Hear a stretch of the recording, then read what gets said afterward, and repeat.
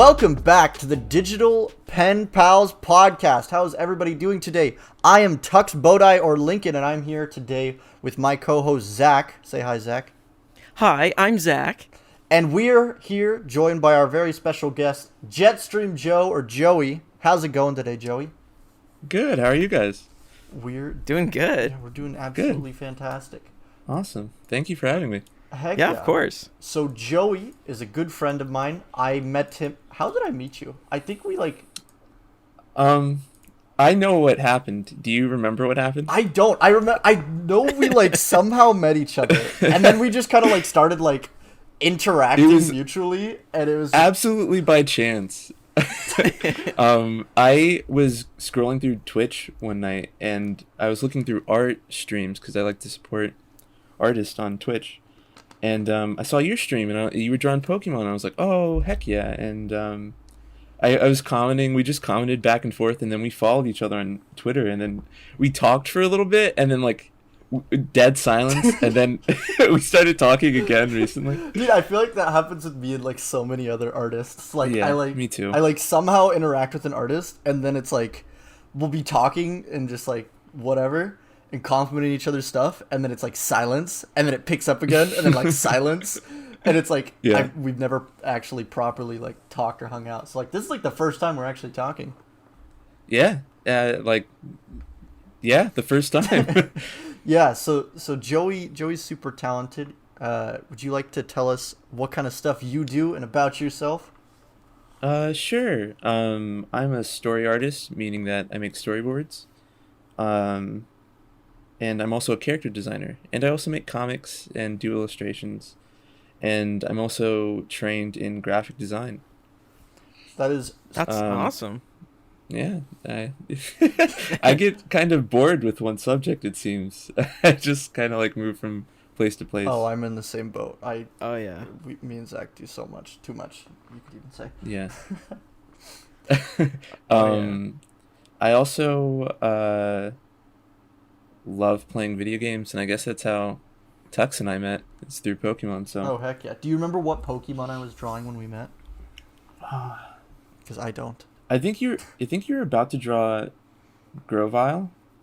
Oh shoot! That was a long time ago. That was when I first started streaming.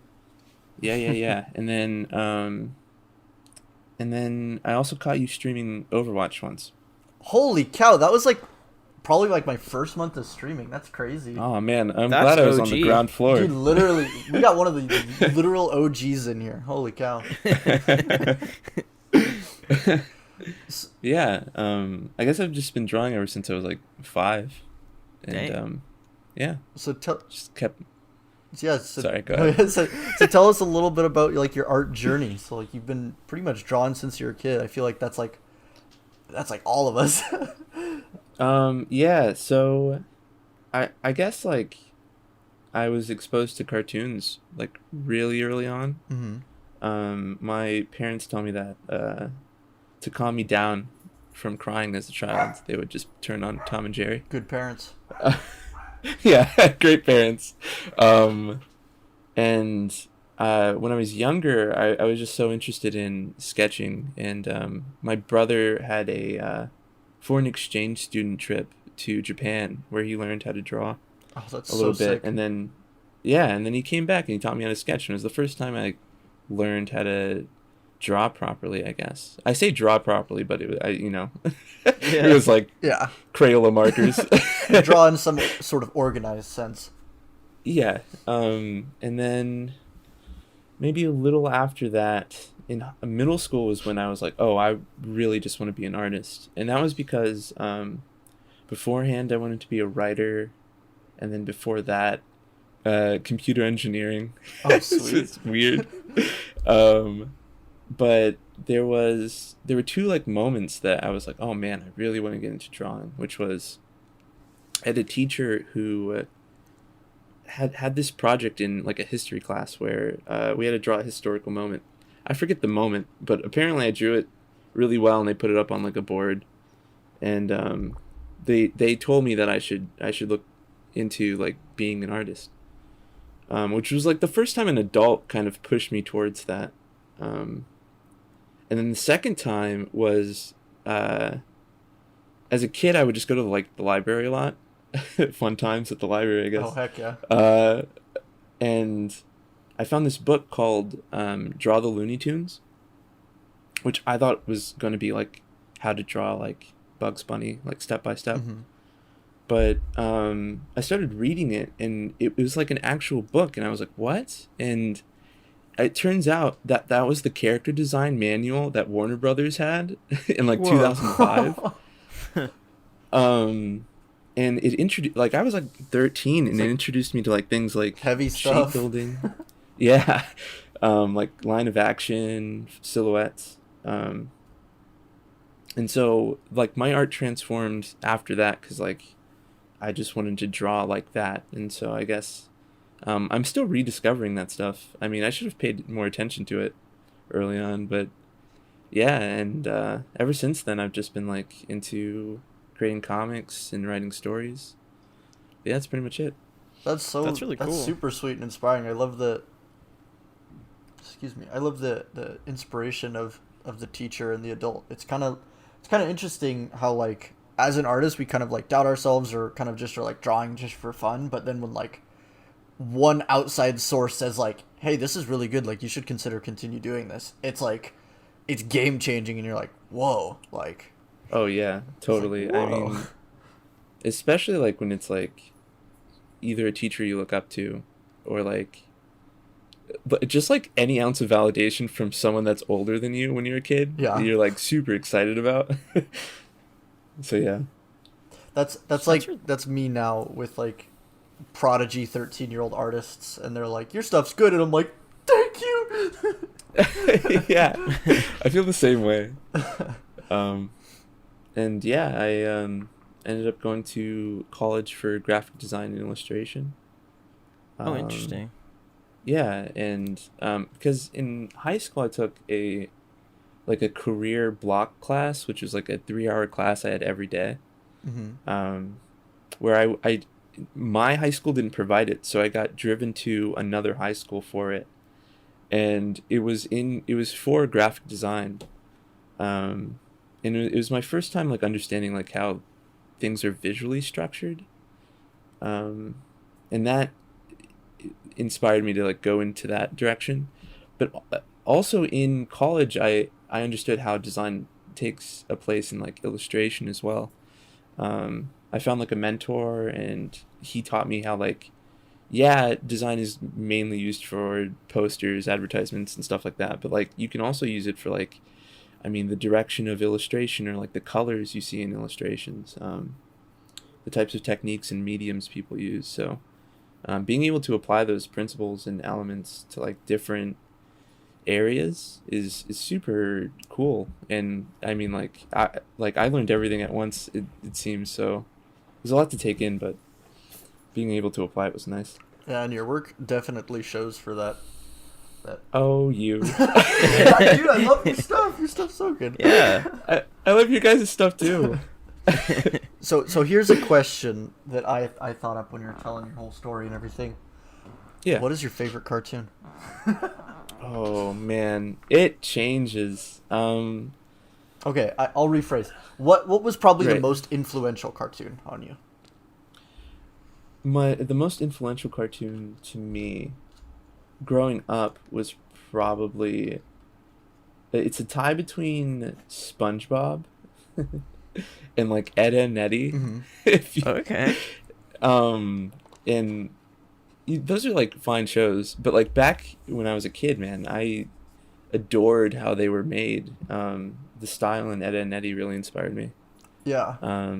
But also there were like other things, like I was super into Naruto and Dragon Ball. And then also like when I was learning about animation digitally, I was introduced to like the YouTube side of it. So I was being inspired by like Ego Raptor and a lot of Flash animators. I love Aaron. Yeah, I mean, like, and then I found out that like, oh man, one person made this. Like, that's insane to me. So that's kind of what inspired me to go into digital art, I should say. And by like making it yourself, meaning like just having like the ability to control everything, is that why you went to digital?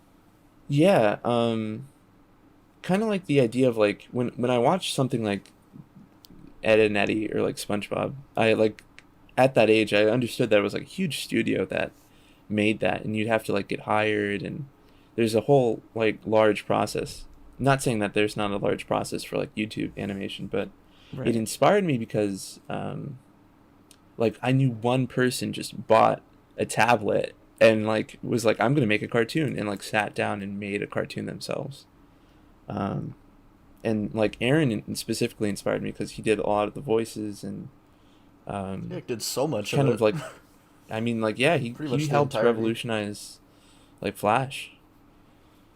Um, so yeah, I remember watching those and like being like, I want a tablet, and I bought a tablet and I was awful at Yeah.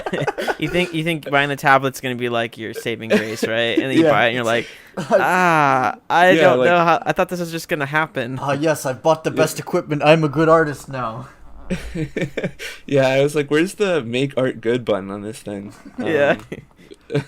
But it thankfully I had like peers around me that understood digital art, so I learned a lot from them. But there was a huge learning curve to digital art, and I feel like it doesn't get enough credit um, as it should. I mean, like, obviously artists like towards other artists are like, yeah, I like digital art, but like sometimes it feels like digital art like isn't it's not as seen as like skilled as like traditional stuff, you know, like Mhm. painting and Mm-hmm. ink work. But there's a lot to learn about it. I mean, like, learning Photoshop alone was like, as a 13-year-old, Yeah. Yeah. impossible.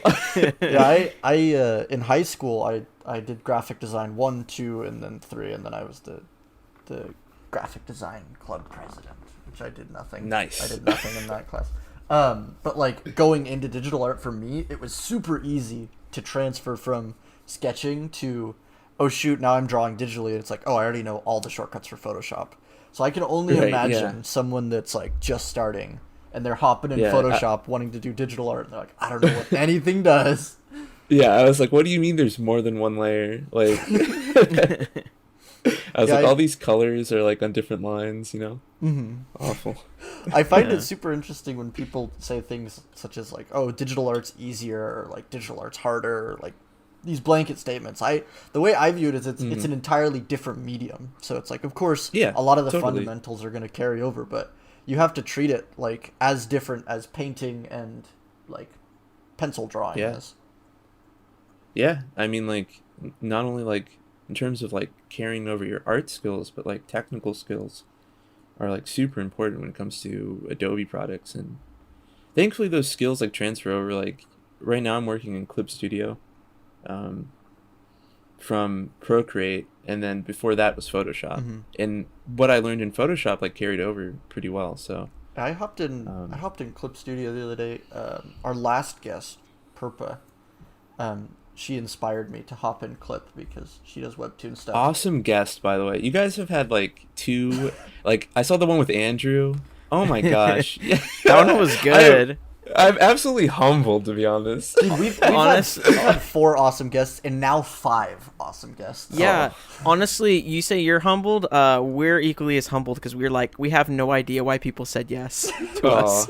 Like, we're just like, okay, what do we do Well- now? This is Well, great. not to bring up, not to boost you guys' ego or anything, but I was watching a previous podcast. I forget which one it was, but you guys had mentioned that when we were younger, because we're all about the same age, I'm assuming. Yeah, I'm Uh-huh. 21. I think you're. No, I'm 22. I'm What the heck? 26. I'm 23. Dude, Nice. First thing that came to my Oh. mind when you're like, "How old are you guys?" I was like, "Oh, I'm 19." No, I'm 22. Sorry. But people our age, like when we were growing up, like, I don't know if you guys felt the same, but finding people to connect to art wise was kind of hard. Mhm. Oh, yeah. In terms of like interests and like those lining up, and then also like you make art, and now like with the internet, you can like find whatever group you want to get into. And like, I was thinking of this while I was listening to your guys' podcast, but like, I wish I had something like this when I was younger, and like I was wondering like about like being an artist and like connecting to artists, and so I think you guys got a good thing going on here. Dude, that is one of the reasons Yeah. we started this, is because we like we had the same thought as you. Like, I wish I had something like this growing up. Yeah, totally. I mean, like growing up in middle school and high school, like being on the internet, there was only like so many people making art content, like the making of art, not just like final products, you know. Mm-hmm. Yeah. So talking about it, I mean, is a great way to get into it, you know. And I think one of my favorite things about it all, I may have mentioned this last episode, but I love having guests on, and I'm like super intimidated by like follower numbers and like quality of art, thinking they're gonna be all Yeah. pretentious and stuff. And then like every time, I think like 9 out of 10 times, they're always just like the nicest people, and I always just get along with like anybody who's an artist. Dude, I feel the same way. Like sometimes I'll talk to people and I'm super intimidated. I recently got my portfolio reviewed by someone who works at Disney Channel. Holy cow, I'd be Dang. terrified. But she was like super nice, and like I was like, oh my gosh, it just like feels like talking to a friend, you know. And I think like people in those positions definitely like understood the struggles of like art creation, you know, so they kind of relate immediately. Mm-hmm. Yeah. But yeah, I mean, like, you guys are cool. Thanks. We try to be Yeah. as cool as we can. We wear our cool little, meme shades and stuff, and try to act. Yeah. I'm actually wearing sunglasses right now. Right. And I have a with leather shirt that jacket says on right cool now, on actually. it. Yeah. No, but yeah, I totally agree with that. Like, I think a big part of like growing up, and I feel like I wish, the same thing. Like, I wish I had stuff like this when I was younger, because I didn't understand a lot of the basics, and a lot of us, our generation kind of grow up with just like being able to get books here and there, and like kind of watching stuff like maybe there's like a special on TV where they're like behind the scenes of like making Danny Phantom or something Oh silly my like that, gosh. right? And like Dude. that's all you got, and you're like, all right, I'm gonna eat this up, but that's all I have. And nowadays it's like you can find anything anywhere, and yeah.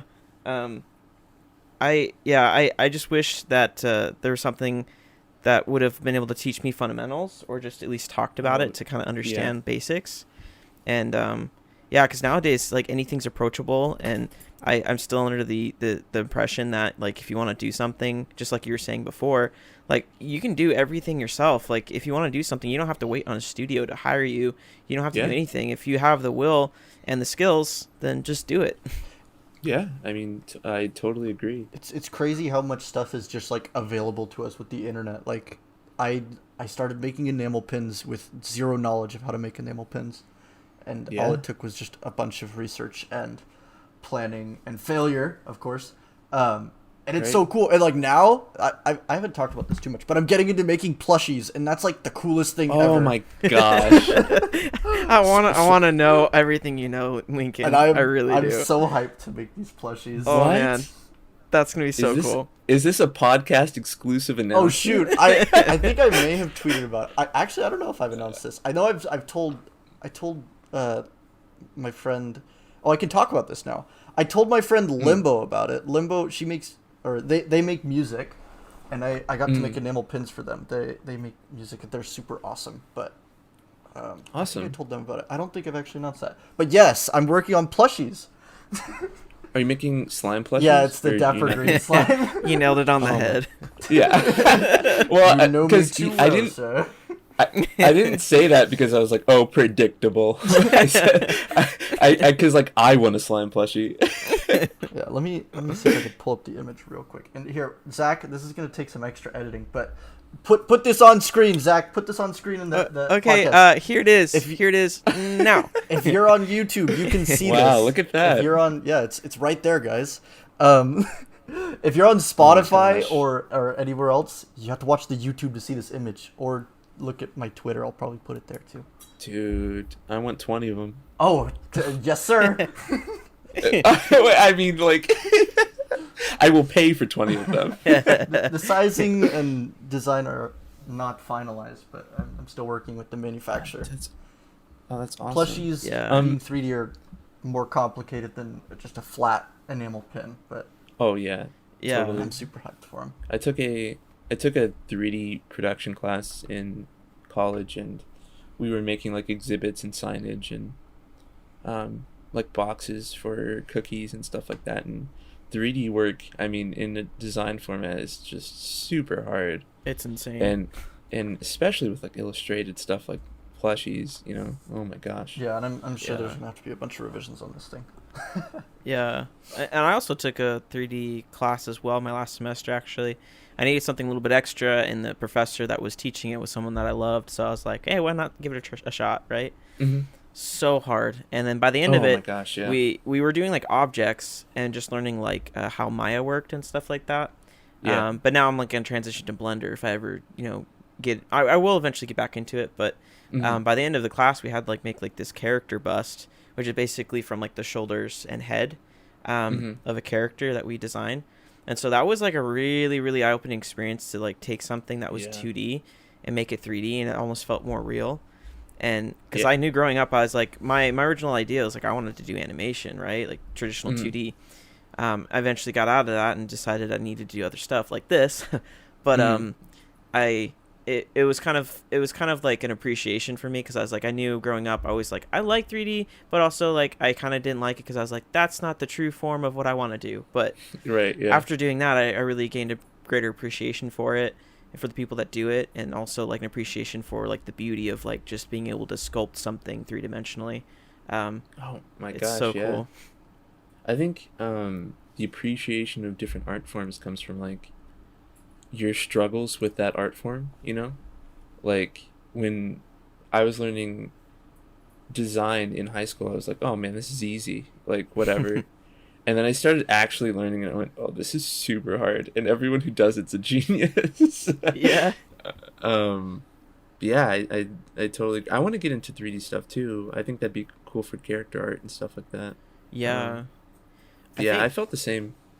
Yeah, I think even like for me it was fun too, because like I took a character, like it was before my 3D modeling class, but I took like a character design class where you have to do like the turnarounds and stuff. That, where you kind of like, for those that might not know, you basically turn around the character 2-dimensionally so it looks 3-dimensional almost. And so I did like a 4-point turnaround, and then I did like in Procreate, because I think I did it all in Procreate. Yeah, I did. And then I basically used the animation feature, and I turned it into like a little GIF. And that was like the coolest thing ever, to have like this little character spin around. And I was like, oh, that's so cool, because it was so simple, because it was only like 4 frames, but the concept of like what you could do is really exciting. Yeah, I think that's part of the reason why I enjoy, because as I mentioned before, I originally wanted to be a writer, and that was because I loved making characters and stories. But I wanted a way to like visualize it, because that to me made it feel more real and concrete. And when you get into like stuff like turnarounds and different variants and like fun stuff like different outfits and colors, it feels real. And it's really cool to see. Yeah, it's really awesome. Yeah. And what kind of stories did you like writing? Because I know you said you wanted to be a writer at first. Oh man. Well, in middle school I was angsty. Nice. So like I would just write a bunch of like poems, and I was really inspired by like Edgar Allan Poe and angsty stuff. Interesting. But on the other hand, like outside of that realm, I was a big nerd, so I would write like plots to like manga and anime that were total ripoffs. I totally just like copied like stories like Naruto, but I loved thinking about like characters and making them so much so that like I grew into like loving all sorts of writing. I would love to like get more into like horror and stuff, but in college I worked for the school paper, and I would do daily comics, and I got to do more like political and comedy stuff. which is also fun. Yeah, I mean, just like now it's more back into like anime, which is weird. Like I feel a lot of people do that now, where it's like, you know, when you're a kid you like stuff, and then when you're like in high school you're like, that stuff's dumb, and then like a little later on you're like, man, I love Pokemon. I was like I really don't care. I grew up like watching like Astro Boy and like Fairy Tail and all that. Oh my gosh. And then like I think my senior and junior year I kind of like took an anime hiatus, and I only watched like one or two shows, and I was like, whatever. And then it's like now I'm like, okay, let's sit down and watch Jujutsu Kaisen, Promise Neverland, like all the good ones out right now. Yeah. And it's also something cool with our generation, and a little above our generation as well. Like, I mean, everyone grew up with that stuff. So, like, especially in the art community, there's so much love for it that it feels normal, and, like, you don't feel isolated by liking that stuff anymore, so. Yeah, and I'd say, like, the reason in high school, the reason I, like, kind of, like, stopped watching anime or watched less of it or didn't, like, explore it or talk about it as much is because I, like, kind of felt that fear of being judged. But now it's like, yo, Joey, did you see the new episode of Jujutsu? Yeah, exactly. That man was clapping. That was so sweet. I don't know if you watched that show. It's sweet. I'm about to get into it, actually. I've been wanting to watch it. You know what anime I'm watching right now? It's One Piece. Oh shoot! So, nice. Out of 900, what, like 70 episodes? You were just talking about that yesterday, Lincoln. Dude, I started watching. My brother was like, "Dude, you need to watch Attack on Titan," and I was like, "Okay." And so I started watching it. Out of nowhere, I paused it and started watching One Piece, and I got so hooked that I'm like on episode 300 something, and my brother's like, "You could have finished Attack on Titan by now." Wow, the amount of episodes in One Piece makes me barf. Dude, it's for those who don't know, One Piece has like 950 something episodes or something like that. Yep, it's a lot. It is a lot. I gotta say though, it's really good.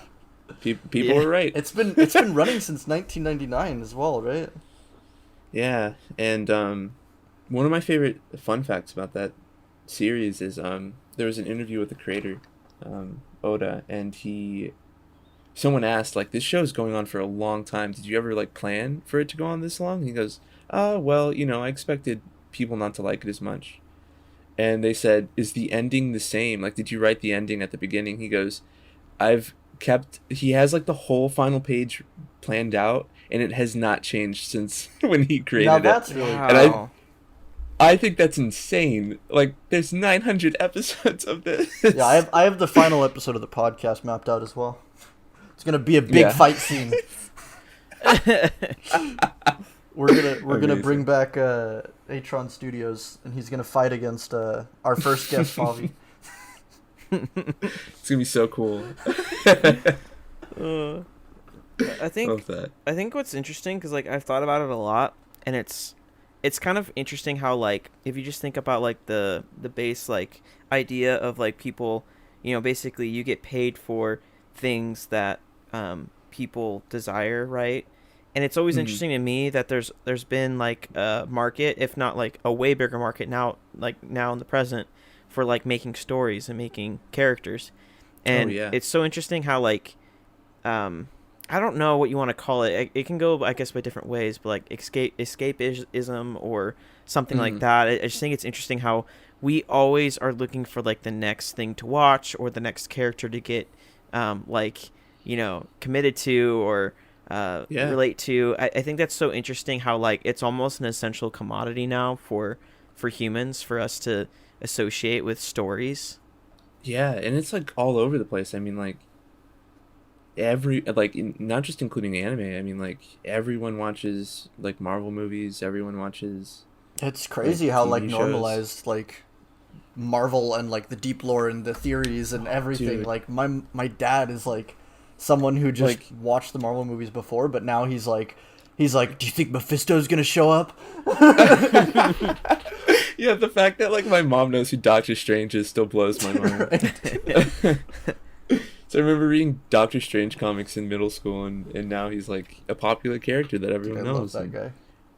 It's super cool seeing like people accept it more as like it's not just like a thing that like kids read or like watch, but like there's actual value to like character development and character design and the writing and the presentation. Man, the amount of work that goes into Marvel movies or shows like is insane on a professional scale. Yeah, it's crazy. Yeah. So I used to play a lot of Magic the Gathering. I just play a little bit of Magic the Gathering now. Well, shout out. Magic the Gathering is a fun game, but I love Magic the Gathering because all the art on every single card is beautiful. Yeah. And oh my and gosh. I got to meet. I used to go to the conventions all the time. I'm gonna make sure I get his name right. I got to meet one of the artists for a few of my favorite cards. His name is Wesley Burt. He is a very talented man, but he does concept art for like Marvel movies. And it was so cool. Yeah. And I didn't know that before I met him. I just knew him from his Magic stuff. And so being able to talk to him was just so surreal and so cool. And to be able to see like all the stuff that he does for that, where like he's like doing the initial concepts and then that gets passed off to like the costume people. And I don't know the whole process. So I'm probably not telling it telling it well. But his stuff is so cool. And it's so just like inspiring to be like, wow, like there's a place for every single like different thing in these large scale projects.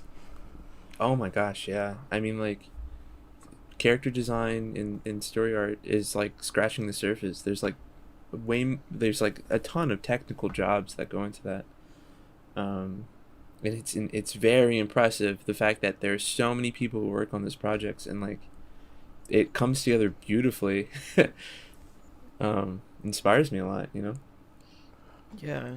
I think what's funny though is like we always look up to these artists that, you know, like, oh my gosh, they're so cool, they're so inspirational.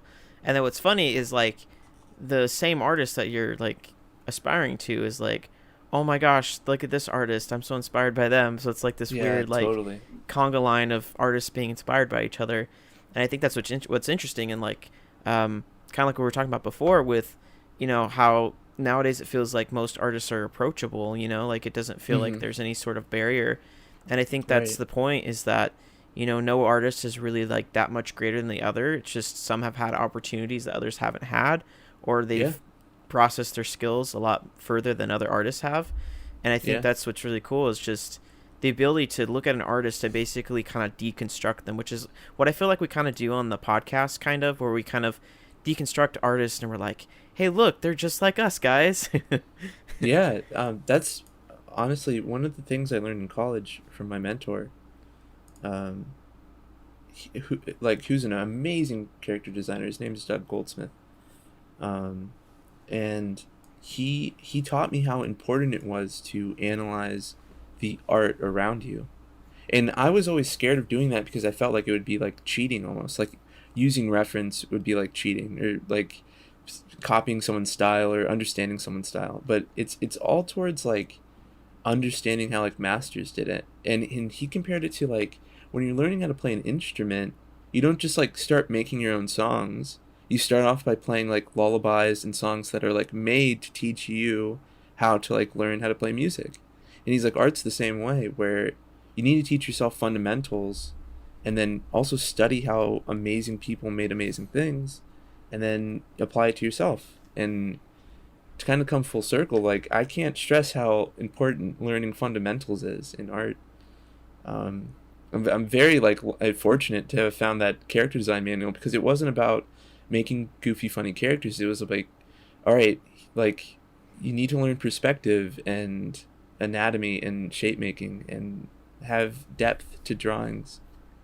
Very important stuff. And I guess that's why it's so fantastic that we have all these great shows and other things out there, because I grew up making Invader Zim fan art. Like that was how I started drawing, was just from fan art. And a lot of people, they learn their fundamentals, like whether they know it or not, they're learning these things through copying a show's art style and making fan art. Totally.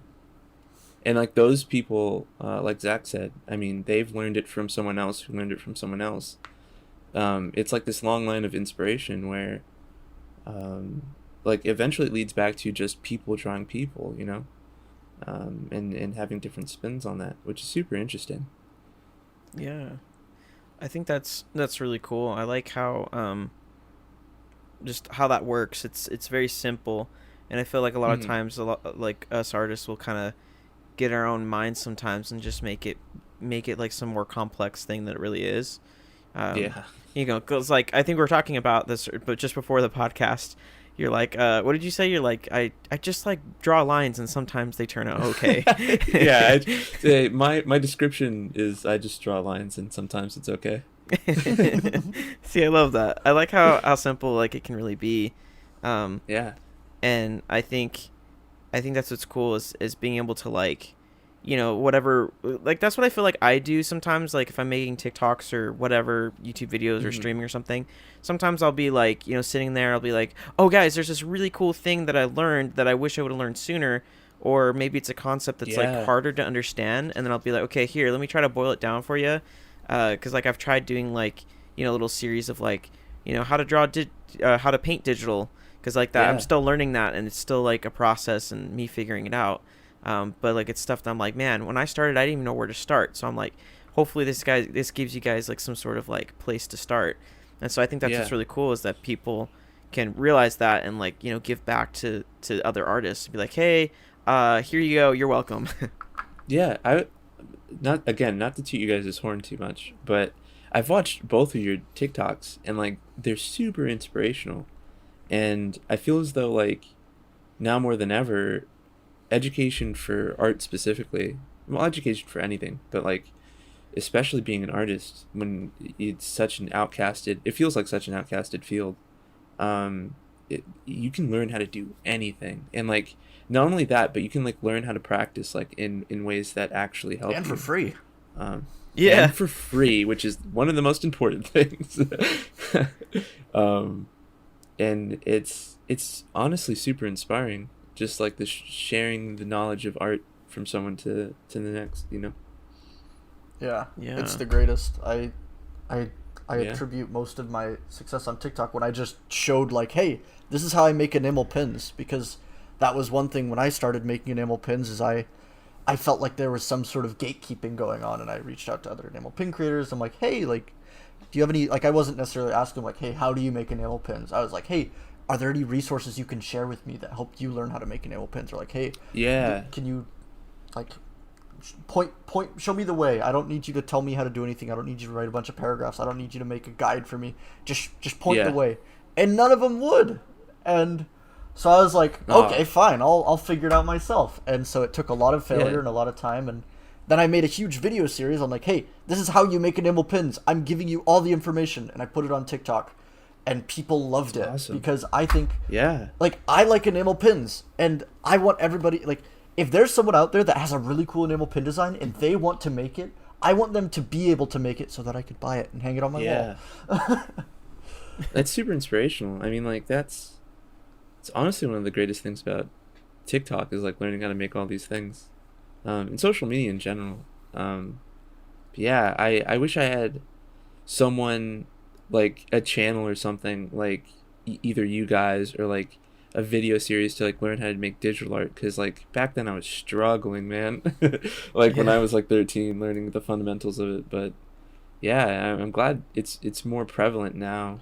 I'm so excited down the line when generations upon generations coming just to see how much better art has improved. Dude, yeah, because like another crazy thing, thinking about how like back in the day to get an animation job, for example, you needed to go to school, you needed to know someone that knows someone to like get in. And now if you really wanted to, you can make an animation that would have taken like years to make back then in like days now.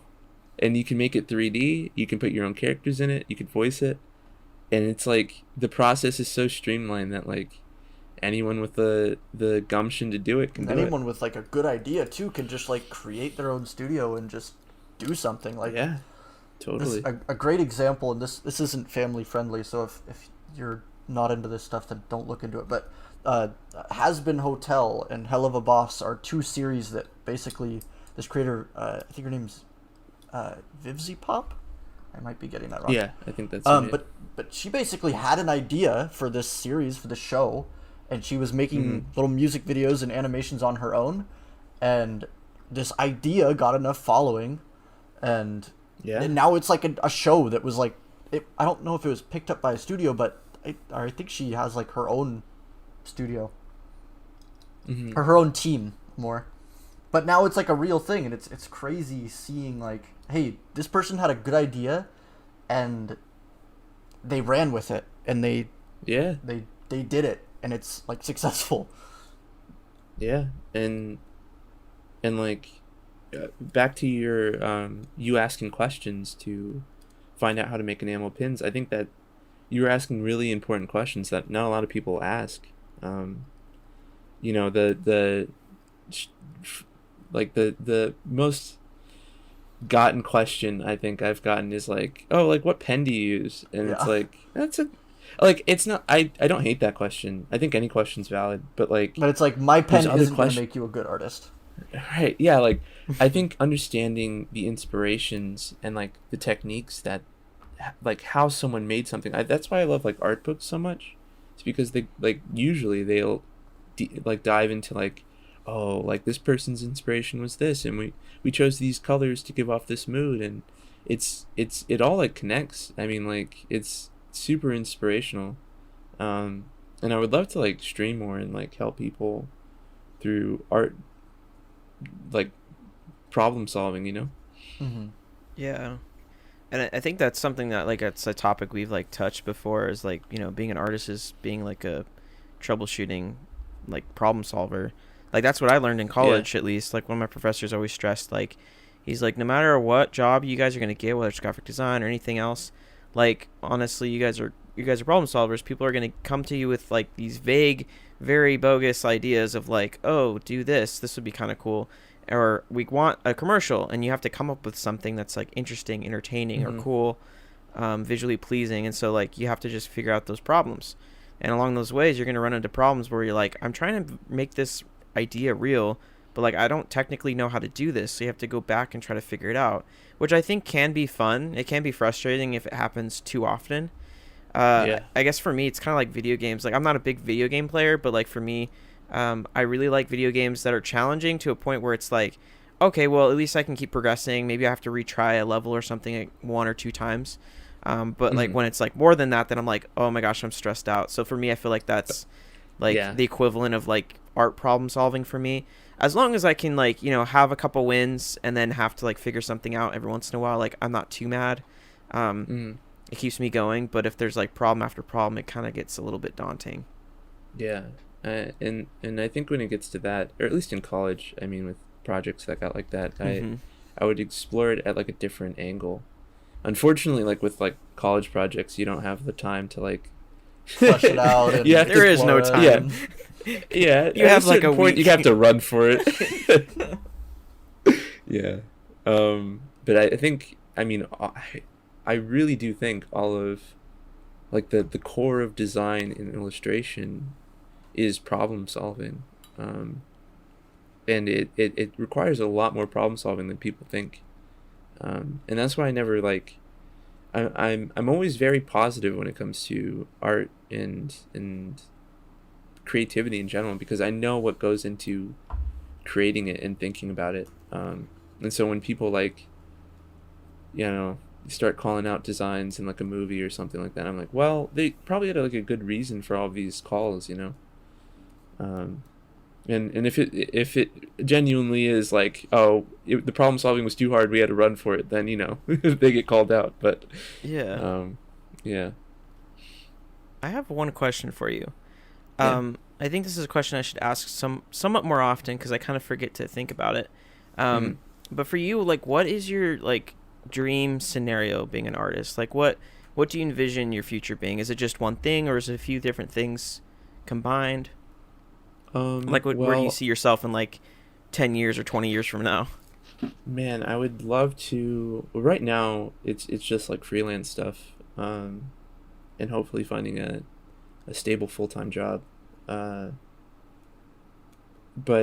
I mean, what I would really love to get into is storyboarding. Something in the animation industry, whether it's like with a big company or a small company. I would love to like work on like a creative project for a long time, and hopefully like help people along the way. Because right now, you know, it's hard being in your 20s right now, because like you're trying to find your way, especially as an artist. I mean, like everyone's trying to find their footing, and everything in the world right now is so crazy. I feel that. Yeah. It's difficult finding your own path, and so I guess right now I'm just worried about finding my own path. I mean, in the last month I tried TikTok, and like I got like an amazing reaction to it. I would have never thought about joining TikTok. Oh yeah. TikTok's crazy for growth right now. Yeah, oh my gosh, yeah, and like that connects to other content creation. And in college I never really got a chance to do any content creation, and so I guess I'm new at it, but and hopefully like that takes off somewhere. But also like I want to like go into design and like have something stable, but also I want to do this, so I would love to make like a comic, or like get just any like big project where I can like help and like, I don't know, be able to show people, and like people get like a reaction And be from it. like, yo, I made this. Like this is like my thing. Right, yeah. Where do you guys, not to interview you guys, but like where do you guys see yourself? Oh, in 10 years, I in the plan on future? being the best artist in the world. Yeah. You intend on fighting him in the last episode. Yep. Me and Zach are gonna fight for the best artist in the world title in the final episode. I love that. No, but honestly, for me, I'd say, like right now, I'm trying to like, while I do make enamel pins, and I have had a handful, 3 clients, that I'm super proud of, and I'm super happy with all the stuff I've done. I hope to make like my enamel pins like the full-time thing, because I just have a passion for making these beautiful metal pins that are just lovely. And they're amazing. But that's what I hope. And one thing I really want to do is I personally am under the opinion that content creators and others don't have enough like enamel pin as merch. Because like most creators, right, they'll do like shirts, they'll do like it's like shirts, and what are like some other things? I know some do like action figures, like through like YouTube's. Oh yeah, like the pop figures. Yeah, like Funko figurines. Pops. But like I feel like no creators do like enamel pins. Like the only ones that I can think of right now that have enamel pins are Limbo, because I made them for them. But I think Oni Plays, they have pins. Simple Flips, not a lot of people know that yet. I love Simple Flips. He's great. I know Game Grumps has pins. Oh yeah. I would say it's like more like creatively inclined, not creatively inclined, but like people like, I mean, like it's a valuable skill to know, how to make a pin, and people who are used to learning how to like make stuff like that, draw it from conception to completion, are probably more comfortable with making that stuff. And I think it would be super easy, and I just want to create a platform that basically people can like come to me and say, hey, I want to sell this pin, but like I don't have the funding necessarily to do it. And so my ideal situation would have to be a platform where like a creator can be like, hey, I want to make a pin, like let's make a Tux pin, and then we do pre-orders and launch it. And with that, I mean, like you open the door to a lot of like merchandise also. I mean, like with the plushie thing, I mean, like those are like skills that people are like looking for right now, in terms of content creation. Yeah, that's one of the reasons I want to make my own plushie, even though I can't confirm it'll sell or I'll be able to make my money back really fast. But once I make that first one, it's like, boom, okay, cool. That's a skill I have. Like, I can make plushies now. And so now I can offer that for my clients and for other people's. So that was really long-winded, but that's how I ideally want to be. How about you, Zach? For me, I've been thinking about it, because, like, it's gone through, like, waves throughout the last, like, year of me, because I feel like streaming and doing all of this has been, like, insane. Like, it's just kind of a door that's been a big opportunity. It's something that I've sort of thought about or dreamt about, you daydream about things. And I think for me, like, I always wanted to be, I always wanted to do, like, YouTube, I think that was like my main factors. Like I wanted to do YouTube. I wanted to film things because as soon as I was old enough to kind of comprehend it, I really loved video. And since then I've been, learning and growing and doing that stuff. And, I think for me that's like a big part. But another part is like the original dream is like being an artist, right? Before I even considered video. But for me, it's kind of difficult because I love so many different things. And so for me, it's kind of like my dream is to be able to mesh those together somehow. And for me, I feel like doing TikTok, doing YouTube, and doing art and, trying to do all these other things like maybe animation, 3D modeling or something. Like that stuff's all fascinating to me, like 3D printing and stuff as well. And so, it's me trying to find a way. I'm like, okay, how can I still be an artist and utilize these other tools to make it even more interesting? And I think for me, like the dream ideal would be, being able to be my own boss, which I know a lot of us probably dream. But I would love to be able to be, just have time to be creative and not have to worry about having some sort of other job looming over your head kind of a thing. I would love to be able to just stream, do YouTube, and make art. And eventually, like you, I would love to make my own comic. I have a few other comic series that I'd love to bring to life, and I feel like that would be really fulfilling. And for me, just making something and being able to feel fulfilled, like somehow something was living inside me and I gave it life. Like I think that's kind of like the ideal for me is to get that out and not have it like stuck in me, until I die. I don't want to die with something, still wanting to come out, right? And so very, very deep, but I feel that exactly. Yeah. Like I just want to do it, and not only that, but like find validation through it. Like what you were saying, where like I want to do it. I don't want to worry about if this is going to be viable as like a career. I just want to do it, and like hopefully people like it. Let's kill 3 birds with 1 stone and open up an animation studio. I'll make all the merch, and then you guys. Easy. Yeah. I can barely kill 1 bird with 1 stone, let alone like find a stone. I can barely kill a bird with anything. Yeah. So if there. But I think for me, like I don't know. I have the desire to just want to be happy and I want to get to a point where, it sounds really cheesy, but it's true. Like I just want to cry because I'm happy. Oh my gosh. Like I don't know. That's a whole mood, but I love it. It hasn't happened very often in my life, but I think when I reach that point, that's when I'll know I'm like, okay, I did something right. Not to get like hashtag deep. Yeah. We're sorry, I opened up a can of worms over here. Hashtag deep. But like the other day I cried because I was happy, and it rarely happens.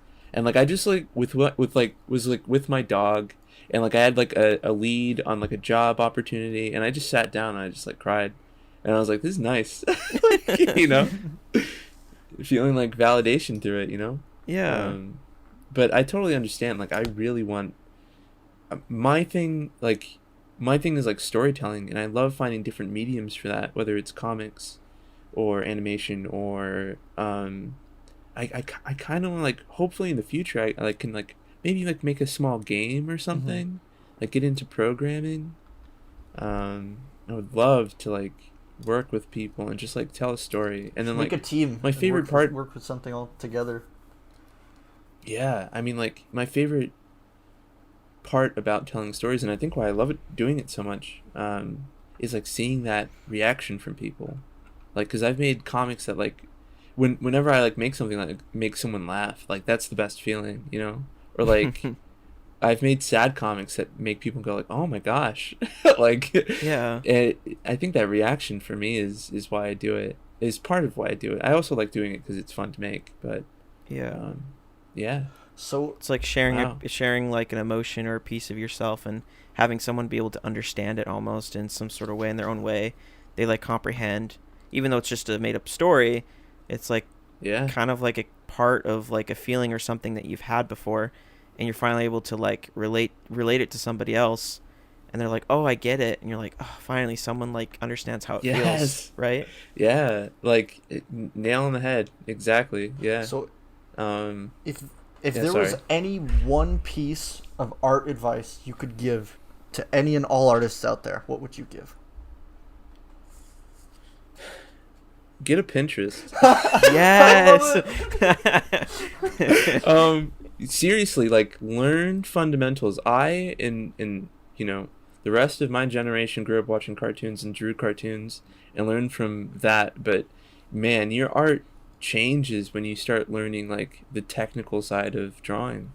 And Pinterest, I like is seriously a part of that. Like seeing how many different sources of inspiration you could find from it. I mean, like, yeah, definitely get a Pinterest and also like talk with artists. Like, don't be scared to like ask questions.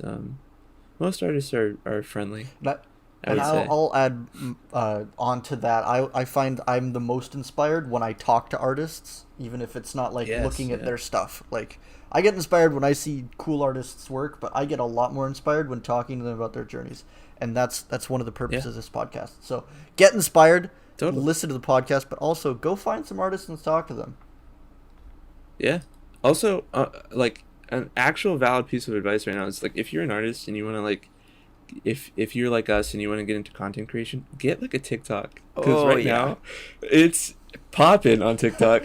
I got 5,000 followers in like a month. Let's Like, go. Crazy, man. like please go get one. It's Yeah. it's nuts. And just start making stuff. Yeah. Just put yourself out there. Start making stuff. It's Yes, difficult yeah. at first. I will say it's difficult Yeah. to put yourself out there if you're not used to it. But it's so Listen, rewarding. man, you only grow from it. Exactly. Yeah. Is there Um, anything that you'd like to shout out? Any sort of social media tags? Tell like us you're talking all about your TikTok? socials, any projects you're working on. Show yourself. Well, right now, right now I'm streaming a lot and on TikTok. All of my social media is Jetstreamjo, fortunately. So you can find me, Jetstreamjo, pretty much anywhere. Twitter, Instagram, TikTok, and on Twitch. I usually stream Monday, Tuesdays, and then Friday, Saturdays. I also play some games, chat with people about art, and I'm also open for commissions. So if you want, just go to my website, joeymcgrellis.com.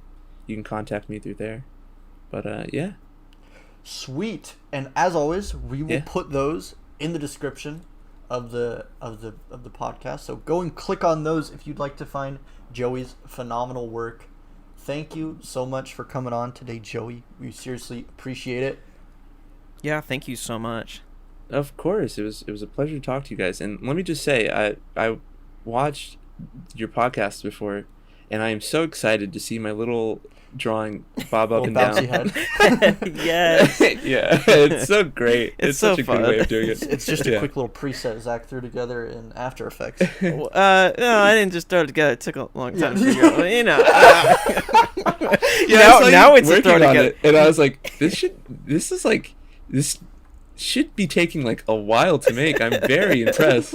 Yeah, it was hard to set up, and now it's like a template that we use that we just throw things It's in just there, drag and it drop makes it now. a lot It's better. so easy. Nice. I know. So- We're just like we're not gatekeeping anymore. We're like, yeah, actually, you could do this. I put yourself no if work you into want. this. Tuck's being like, this is easy. I didn't do it. YouTube tutorials. That's all. That's all. And It took. Zach's like over here watching 5 different tutorials over like 3 hours trying to figure out how to do it. Anyways, Yeah. thank you guys so much for Yeah. listening. This has been the Digital Pen Pals podcast with Tux Bodai, Zach Shirts, and Jetstreamjo. Go check them out. We will see you all next week at Monday, the same time, every single time. Later. Later. Later.